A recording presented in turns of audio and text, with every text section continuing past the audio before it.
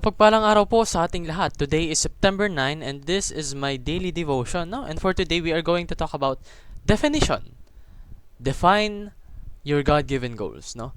Yung goals or purpose na ibinigay sa atin ng ating Panginoon. May kita po natin ito sa Ephesians chapter 2 verse 10 na nagsasabing, "For we are His workmanship, created in Christ Jesus for good works, which God prepared beforehand that we should walk in them." Sa Tagalog, sapagkat tayo'y kanyang pinakamahusay na gawa.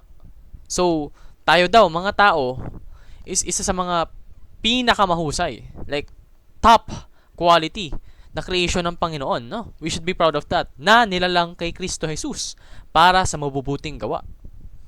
Na inihanda ng Diyos nung una pa upang siya nating lakaran. So, tayo, ng mga gawa ng Panginoon. Hindi lang tayo basta-basta gawa. Tayo yung pinakamahusay na gawa, no? And we have a purpose to do good. Sabi nga dito, for good works, no? So, we are created in Christ Jesus. Nilalang tayo sa Kanya. Kawangis natin, no? And that has the reason. Para daw po sa mabubuting gawa, no?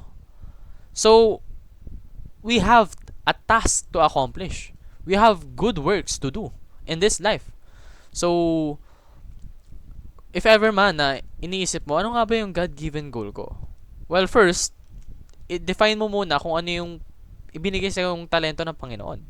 Then, think of ways to utilize that talent that God has given you, that God has blessed you, in order to accomplish good works for His glory, to expand His territory, no?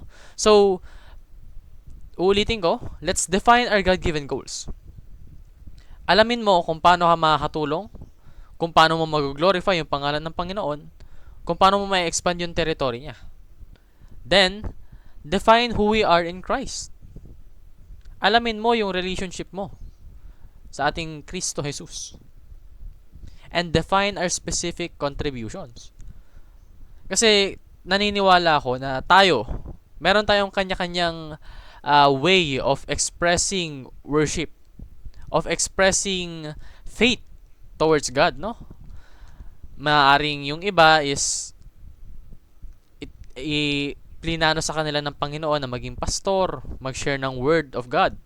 Maaring yung iba naman, plinano na maging financial management, katulad ko, na maaaring makatulong sa mga tao upang ma-better handle nila yung blessings na binibigay ng Panginoon. So, there are specific ways to to glorify God in every task that we do.